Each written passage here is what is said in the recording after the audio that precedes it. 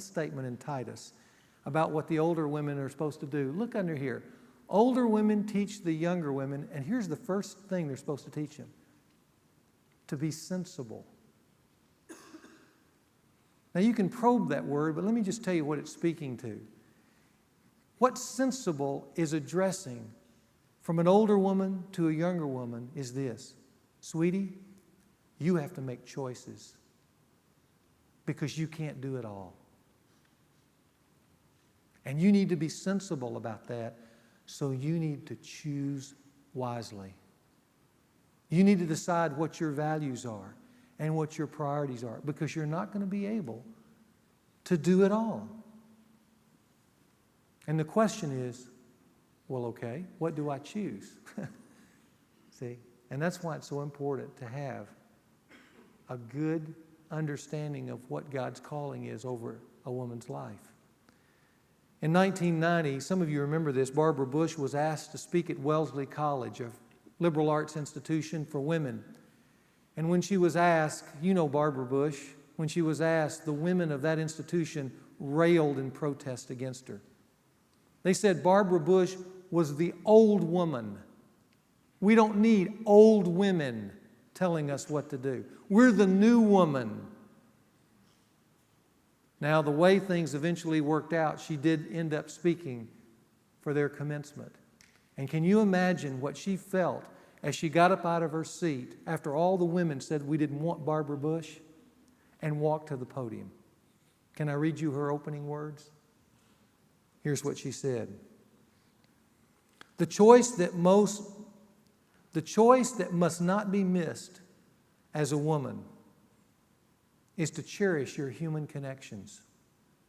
At the end of your life, you will never regret not having passed one more test, not winning one more verdict, not closing one more deal. But you will regret time not spent with your husband, time not spent with your child, time not spent with your friends and your parents. See, a real woman believes in God's priorities. Thirdly, she nurtures the next generation.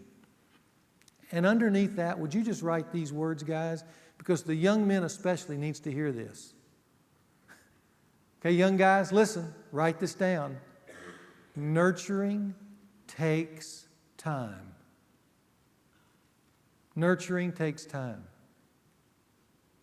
You don't nurture young children or even teenage children on the fly with the last residue of energy you have left in your being.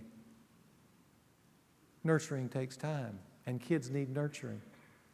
I remember the story of little Timmy. Timmy wasn't doing well at school, and the principal called Timmy's mom in. And as they talked about Timmy's failure in his homework and the way he was socially interacting with the other kids in the class, the teacher just mentioned that periodically when she would get on Timmy, Timmy would just mutter under his breath, "Love is slow, love is slow." And the mother just broke down and started crying, just weeping. And the principal said, why did that upset you? And she said, because it just reminds me. She said, I have to get up and get Timmy dressed at 5 o'clock because I have to catch a subway thing into the city and I have to get him there. And I'm always pushing him, and at night when I come in late and he's wanting me to help him with the homework, and I'm saying, come on, Timmy, get it done, get it done, get it done. We've got to go to bed. And I say to Timmy, Timmy, you are so slow. And Timmy says, love is slow. Nurturing takes time, guys. A real woman nurtures the next generation. And finally, expects the greater reward. It's back to Barbara Bush. Somewhere at the end of your life, if you've lived it well, you'll look back and say, I have no regrets. And for a woman, I'm just going to tell you, not only having lived with one for 32 years, but raising two, relationships are everything. It's instinctive in a woman. And when those get blotted out under the pressure of the 21st century, They may get what they're told, but they won't like what they get because they haven't embraced the wisdom of the ages. And you, Dad, are critical to understanding what the wisdom of the ages says to a young girl. So, the first thing is to establish this clear definition of what it means to be a real woman. Secondly, I would just encourage you to help mom, if at all possible, and you can just put that in parentheses, if at all possible, stay home with children, especially in their critical formative years. Did you know, guys, look up here for a second, did you know that 75% of everything your child will know, they will know by the time they're 5 years old? Their sense of trust, their sense of identity, their sense of communication and relationship, and in many ways, social scientists tell us even their capacity for intelligence is all established by the time they're 5 years old. We have reams of social data that tells us that. And yet with all that data telling us that, mom and dad are leaving during those very years. And I would encourage the young guys especially. I know this will go against the age a little bit, but if at all possible, you help your wife nurture those children in those formative years by giving her the option of being at home. William Maddox took his daughter to work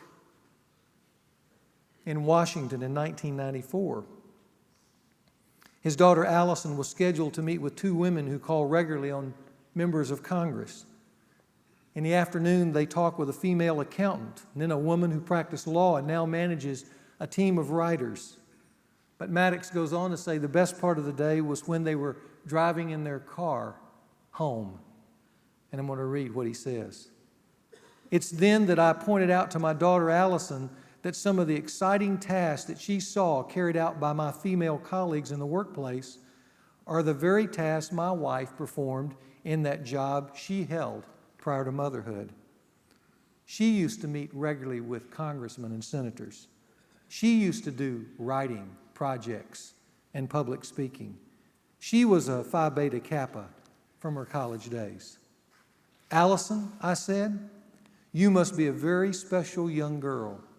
Your mother could be using her talents and skills in all sorts of jobs in the workplace, but she has chosen instead to use them at home with you. And that says everything. Help your mom, men. Help that mom stay home in those formative years. Third,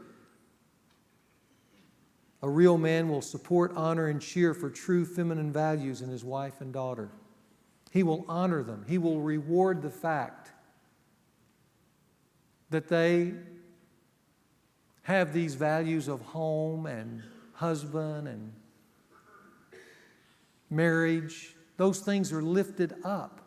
Those things are not forgotten about in pushing my daughter to be the point guard on the basketball team or president of the student body.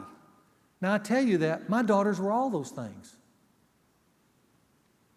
My daughter was president of the student body, my first daughter at PA. My second daughter is president of the senior class. They can be leaders. They can be strong. They can have all kinds of credentials of work and succeed in the workplace. I'm not putting that down. I'm putting it in perspective. Everybody understand that? But you know, along that line, while they were achieving and doing those things, you know what I saw in my home? I saw my wife in there in the kitchen teaching them how to cook. I saw them enjoying being in the home. We talked a lot about the importance of marriage and the priority of marriage and what it would take to have a good marriage. All those things were lifted up as values so that it would give perspective in the whole of life, not just mindlessly walking after a conventional life that's being told to us by people I don't even know, with values I wouldn't probably even like if I knew them. Somebody has to say, we're going to live like this. And Dad, I think it's you, and you need to be the one rewarding them, cheering for them when they take on some of those special priorities. Fourth, I think you can date your daughter and stay involved in their lives on a personal level. Dennis Rainey years ago told me, I asked him one time, I said, Dennis, what would you do? Because my daughters were real young. What would you do with your daughters? And he told me, he said, I would always date my daughters throughout elementary school, junior high, and senior high, and into college if you can. And so I made it a priority, at least every month, either before school or some special night, to take my daughter out, just she and I, even though we had 4 kids, just she and I, and sit and talk about their lives and get connected and talk on a personal level. And you know, that has paid incredibly rich dividends because they still seek me out for those dates, even though they're in their 20s now. But you need to connect because they learn in those interactions how to interact with young men. And that is so vitally important. And finally, I would just say encourage. You need to encourage and participate in ceremonies celebrating true femininity. Last week, I gave you kind of the mile markers that we use in ceremonies to mark the progress of our sons to manhood. And these 3 families got together. We had 7 sons, and we created those mile markers at puberty, at graduation from high school, at graduation from college, and at marriage. And as we did that, we also had 4 daughters among the 3 of us, the 3 families. And the wives said, well, why can't we do some of those same things for real womanhood? And we said, let's do it. So that's where we formulated that definition of what it means to be a woman. And the wives, using the husbands at points, kind of critical points, followed the same kind of ceremonial pattern. So when they were about to reach puberty, the wife took the daughter through the Dobson tapes, but at the end of that time, the dad took the daughter out on a date. A special date, a special evening where you dressed up in coat and tie and you went out. And at the end of that evening, we talked about what it meant to be a real woman. And then I remember with both my daughters presenting them with a gold locket with their initials on it, except the center initial was left out, the L, the Lewis. And we had a talk about purity. And I challenged my daughter to purity and said, you know, what I want you to do is keep this locket somewhere away. You don't have to wear it all the time. Just keep it. But when it comes to your wedding day, you fill in the letter of the man you're going to marry. But as you put it in there and inscribe it in there, you're doing it because you've saved yourself for him. It's a great moment between dad and daughter. And even in that moment, I reminded my daughter, if she ever failed in that regard, I would never, ever stop loving her. Ever. Now, that's a great moment. It's a great mile marker along the way. And when they graduated from high school, all the wives took the daughter out and presented them with a little cross, beautiful cross with the 4 points, and used those 4 points around the definition of womanhood. And when they graduated from college, they took that cross and they put a diamond in the middle of it, a small diamond, to represent her entering into the full sunlight of womanhood. And then at marriage, at the rehearsal dinner, the mom will stand up and just simply challenge her daughter to the priorities of womanhood. But all those are just mile markers along the way, and dad can participate in different stations along the way. But in the process, what you're doing in an age that's a modern age that sometimes is a mindless age, you're helping a daughter to formulate a life that she can live so that at the end of it, she will look back and go, I don't have any regrets. And at the core, the root of that life without regrets will stand Dad, the one who initiated that successful journey. So, which is harder today? To be a man or to be a woman? It's a good question, because the challenges for sons and daughters to be a real man and a real woman is immense. But here's what I want you to know with absolute certainty. You, Dad, are critical to the success of both. Dad is destiny. to sons and to daughters.